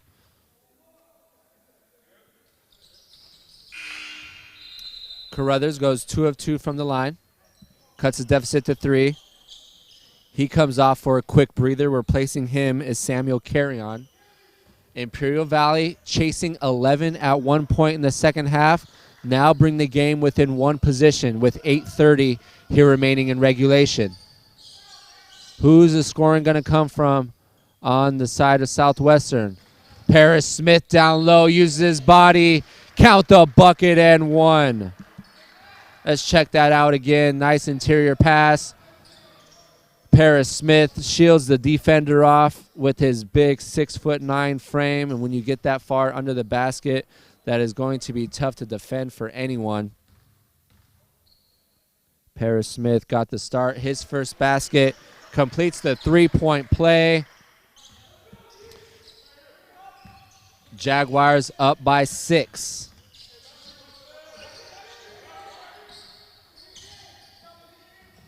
Smith comes out and hedges.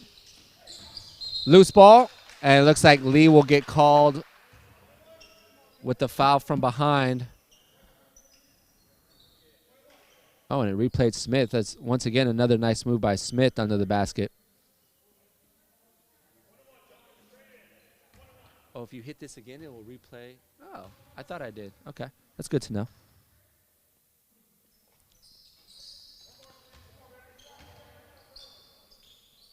So that was the 7th team foul by Southwestern. Imperial Valley will be in the bonus from here on out in regulation. Andy Davis, no shooting violation. Interesting no call. Andy Davis, his first points of the night. Cuts the deficit back to 4, coming up on the 8-minute mark here in the second half. Nice interior pass once again to Smith. Turnaround jumper, short on the shot.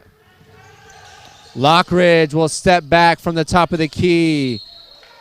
Once again, Devin Lee trying to box out, undercuts the rebounder. I mean, it's just such a tough call because Lee is boxing out to the best of his ability with the back against the guy. And, I mean, if anything, I'd almost call that an over the back, and that's what Lee's trying to say as well. Carry on is now 4 of 4 from the line. Cuts the deficit back to 1 possession. Carruthers comes back in after the quick breather, replacing Andy Diaz.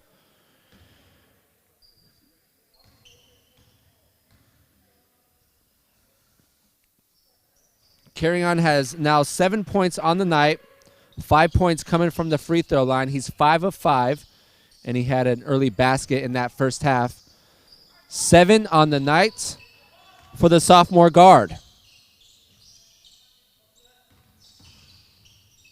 Jaguars up 2. Smith has to establish himself down low off the back iron. I mean, that's the shot you want to see inside the key from the big 6'9" forward. Shot just a little unlucky, didn't fall. Yeah, and the push off by Carruthers. Nice help defense by the Jags. If we get that instant replay, I just got to it a little too late. Nice help defense, but good on-ball defense by Devin Lee creating that turnover. Paris Smith will head to the bench.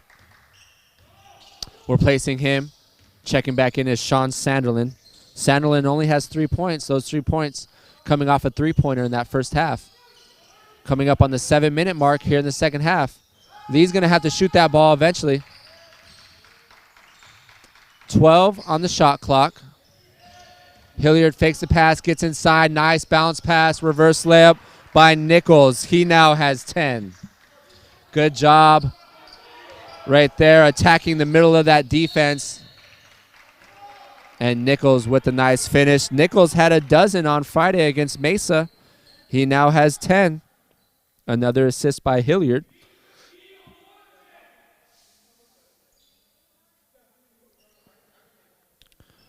Carruthers will head to the line. He's 2 of 2 from the line. Both free throws coming in this second half. He had 7 points in that first half. 3 field goals, one of them from beyond the arc. Southwestern had their largest lead of the night, up 11, with about 5 minutes into this second half, maybe 6 minutes into the second half. And Imperial Valley have fought themselves back into this one off the hot shooting of Shedrick Lockridge, the sophomore guard. Had 10 in the first half, has 16 in the second half. Carruthers is now 3 of 3 from the line. He has 10.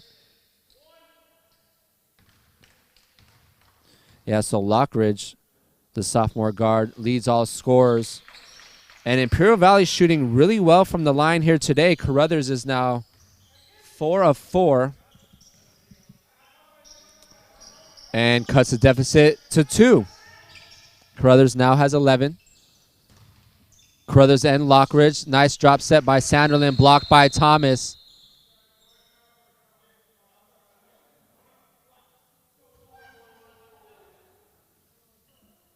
And we had a little... The referee under the basket didn't know what to call, looked for the sideline official who didn't know what to call, so they went to the baseline official to make the call, and he made a shooting foul call.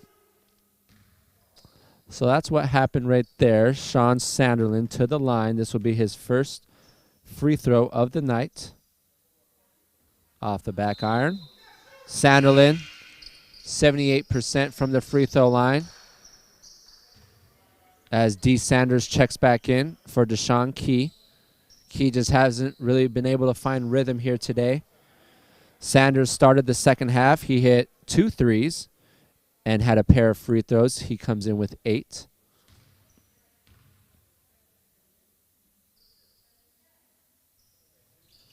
And that made free throw, extends the lead to 3. Still a 1-possession game. Sanderlin has 4 on the night. Nice hezzy, but good defense by the Jags. The drive, count the basket, and 1 off the glass. And you could see right there, body's collapsing on the ball, but same thing that Hilliard did on the shooter. Instead of keeping his hands straight up, he brings them down at a 45-degree angle, and that's the one thing referees look at. Montalvo had 2 threes in that first half.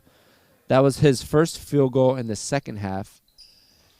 And unable to complete the 3-point play, but cuts the deficit to 1. Jaguars have held the lead majority of this game. There's been a few times Imperial Valley has taken the lead, but their largest lead has only been 3. Barnes to Nichols on the baseline. Nichols, Baseline drive. Nice cut by Hilliard. Saw the open lane and attacks. So once again, you could see the drive. Eyes on Nichols. Finished by Hilliard. Sean Sanderlin near the basket uses his big body to create some separation. And the finish by Sanderlin. His first field goal of the second half. He now has 6. Extended the lead back to 5. Sanderlin from the elbow, 15-foot jumper, short on the shot. Once again, another shot, a high percentage shot, just not falling for Southwestern here tonight. The drive, good defense by Nichols. Southwestern has numbers, 2-on-1. Hilliard goes up with the layup and is fouled on the shots. So you see the Jaguars in transition, had lead, decided to go up with it. You can see right here, again, Sanderlin doing a good job in getting rid of the ball, giving it to his guard, Hilliard. Nice job by running the lanes. Devin Lee ran the lane on the right side. Hilliard ran the lane on the left side, and Sanderlin up the middle. Who is that on the floor? Is that Hilliard? I don't think Hilliard got up after that foul. Let's see. Let's see how hard Hilliard fell. Yeah, it fell down awkwardly. Looked like he just fell on his hip.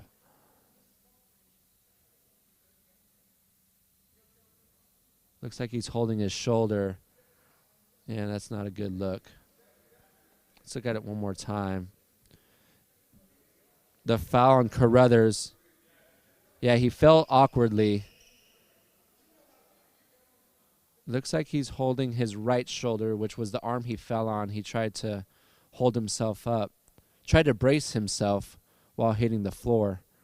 And sometimes you could put yourself in an awkward situation. We're going to take a quick break here on the Cali Photo Sports Network.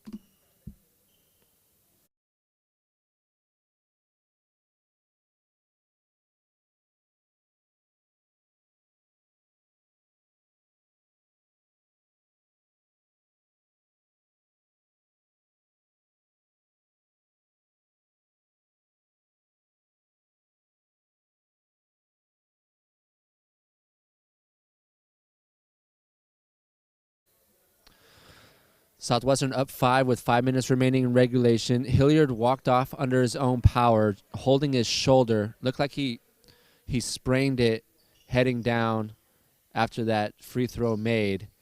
And because Hilliard was the shooter, the opposing coach, Andrew Robinson, can pick a free throw shooter from the players remaining on the floor. So Coach Robinson, rather than the coach of the team who's shooting the ball being able to pick his players, that'd be a little disadvantage. They give it to the opposing coach to make the decision. And 7th-year head coach Andrew Robinson chose Harley Nichols. This will be Nichols' first free throw attempt. Makes the first one. Nichols had a dozen on Friday against Mesa. A couple clutch shots at the end really iced that game for the Jaguars. Nichols has 11. And now ties his Friday night high of a dozen. So back-to-back games for Nichols with a dozen and extends the lead to 7 for Southwestern. Lockridge on the drive, pull-up jumper from 15. Lockridge now with 27 on the night with 17 coming in the second half.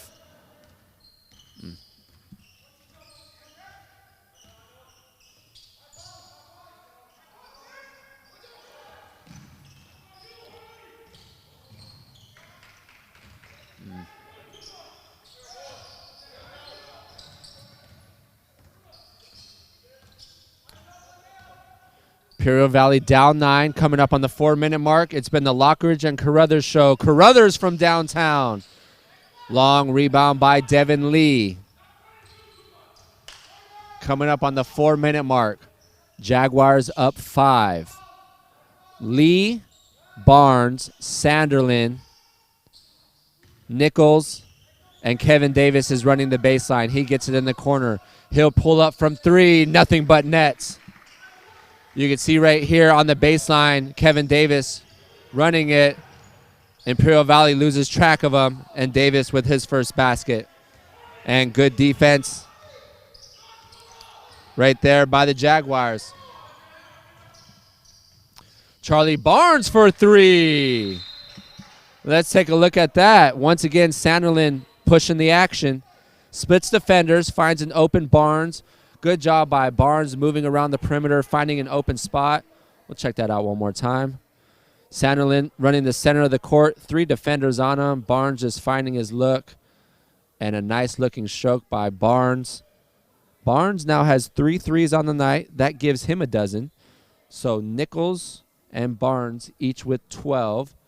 Jaguars tie their largest lead of the night, up 11. 3:31 remaining. At this point, the Jaguars just have to play fundamental basketball. So the score was 26-26 at the half. Jaguars have 68, so 42 points here in the second half for the Jaguars. That's impressive. That's been one of their better offensive, as far as in the second half go, probably their best scoring output in the second half. Hilliard has 7, Davis has 5, Barnes has 3, Norton has 6, Sanders has 8, Smith has 3, Sanderlin has 3. That was Sean Sanderlin has 3. D. Sanders has 8, and Nichols has 6. All those points coming in the second half. So 1, 2, 3, 4, 5, 6, 7, 8 players in the score box for the Jaguars. That's something you like to see if you're head coach Kyle Wallace. And on the other side, Lockridge with 17 here in the second half. He has 27 on the night, leading all scorers. Carruthers with 11. Carry on with 7 for Imperial Valley. Imperial Valley is going to need to start throwing up some threes quickly if they want to get back in this one. Step back, pull up jumper. Nice rebound. Good box out by Nichols. Rebound Barnes.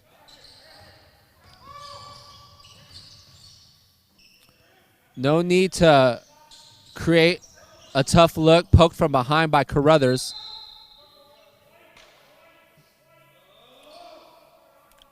There's a point where you want to waste some time off the clock, but you don't want to be lazy with it, and I'm sure that's something Coach Wallace will address. Sonderland, just a little too soft. You have to be more decisive when you get that close to the basket. Obviously, arms coming in on you, a lot of hands in the lanes. You're either rising with that shot or you're passing it and giving it up. Sanderlin just a little indecisive. He still is, didn't give up the ball. Jaguars still have the ball in possession. 15 on the shot clock. Lee, bounce pass. Nice back cut by Nichols. Near side kick to Barnes. Nice ball movement by Southwestern. Just a little unlucky, and Imperial Valley throws it away. Intercepted by Barnes. And the Jaguars will be glad to work this shot clock down. But if you have an open look, Lee gets inside. Too strong on the shot. Loose ball by Carry On. Got to stop the ball. Jaguars do a good job in getting back on defense. Carry On tried to cross over Nichols. Good defense by Harley. Montalvo on the drive. Hands it off to Carruthers. Gives it back to Montalvo. Shot contended. Weak side rebound, Nichols. Coming up on the 2-minute mark here in the second half. Jaguars can work this down to about 1:35. Lee. Back to Sanders. Nice look down low to Davis. Look at the ball movement. Nice patience right here by Lee and Sanders. Sanders with a nice look down low to Davis. Davis doing a good job in creating that space. And the jumper by Lockridge, he now has 29.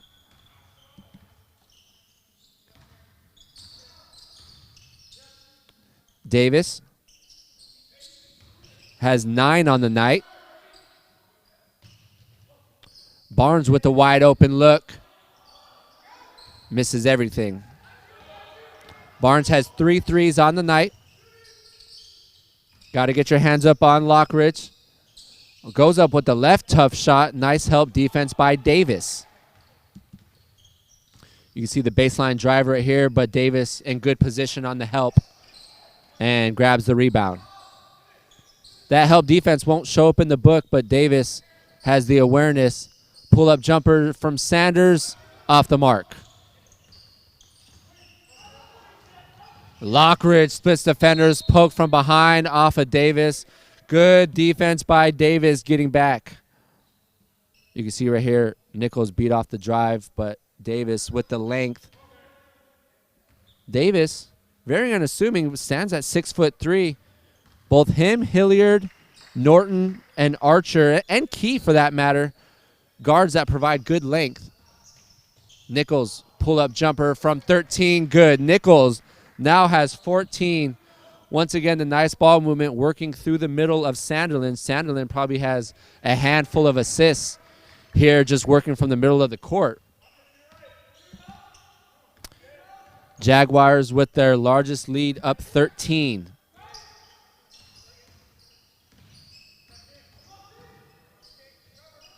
Inside, and the scoop by Carry-On. And that will end tonight's game. Southwestern improves to 6-10 overall, 3-1 in PCAC play. Imperial Valley drops to 0-11. Let's see who our player of the game is going to be. There could be a lot of players. Harley Nichols was our last player of the game, so we'll probably go with someone else. D. Sanders had big 8 points in the second half.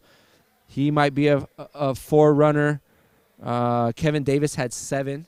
He might be another guy. Let's check in with Coach Wallace and see who he feels is our player of the game. Southwestern wins this one by 11 at home, improving to 6-10 overall, 3-1 in PCAC play. They have 3 games next week, Monday, Wednesday, and Friday.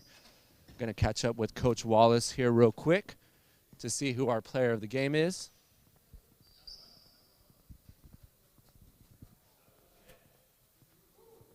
Coach, let's do D. Grab D real quick. D. Sanders. What do you think, Sanders? Or No, go. I want to go. okay. Jay, let's go, baby. We'll grab Sanders too. I'll grab Sanders too. Yeah. Yeah. You got a mask? Cool.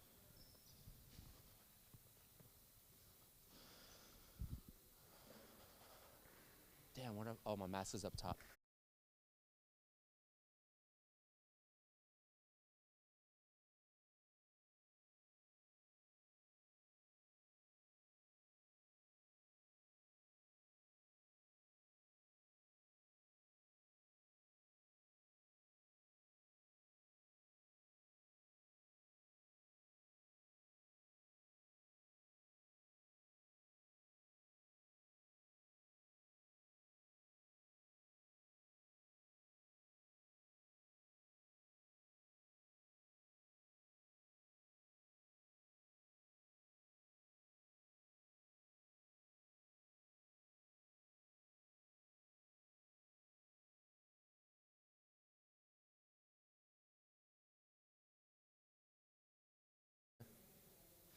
All right, now we're post-game interview. D. Sanders, big 8 points.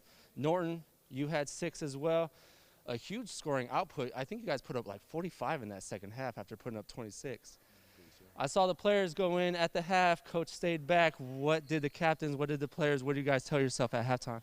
Really, what we've been doing this whole season is we've been playing our lesser competition. So we've been striving to just push ourselves each and every day. So that's what Coach was preaching to us before we came back out the locker room. You had some rest in between games. Just talk about the flow, how it came for, how it went for you in the second half. Second half, I played a little bit better. I slowed down a little bit. You know, I've been out for about 2 weeks now, so yeah. I got to slow down, play at my pace. So that's why I feel like I can help the team the most. And D. Sanders, 8 points, big 8 points, couple big shots. Talk about the offensive flow for you guys. Man, we just keep passing the ball to each other. You know, we always tell each other to have confidence with each other. So once one man hit a shot and another one, we just keep it going and be all just happy for each other. You guys are now 3-1 in PCAC play. That's a big deal for you guys. It is a big deal. We trying to keep it going. Yeah. And one last question. Obviously, you're a sophomore. You know, trying to show these guys the rope. You have overcome a few things. Just talk about really just overcoming these obstacles and getting to this point for Jaguar basketball. Well, really, I love these guys. You know, we compete. Really, we've just been trying to step it up. We know that our record doesn't reflect how good we are. So day in, day out, we just try to push each other. And I love these guys, man. We go overcome it. We go try to make some noise. That's it. And great local products, obviously, out of Mission Bay and out of Vista. So once again, local products doing damage here today. Southwestern gets a big win at home. I mean, it wasn't pretty in that first half, but you guys pulled it out. A win's a win in PCAC play. 72-61. Congratulations to you guys. And 3 games next week. As shooters coming off of big games, I know you're looking forward to that. So best of luck to you guys, and we'll see you next week. Congratulations, man. Yep. And that will do it here from the Den. Southwestern improves to 6-10 overall, 3-1 in PCAC play. To my producer, Pablo Espinal, I'm Bo Fertig, and we will see you on Monday. Take care, ladies and gentlemen. Have a great weekend.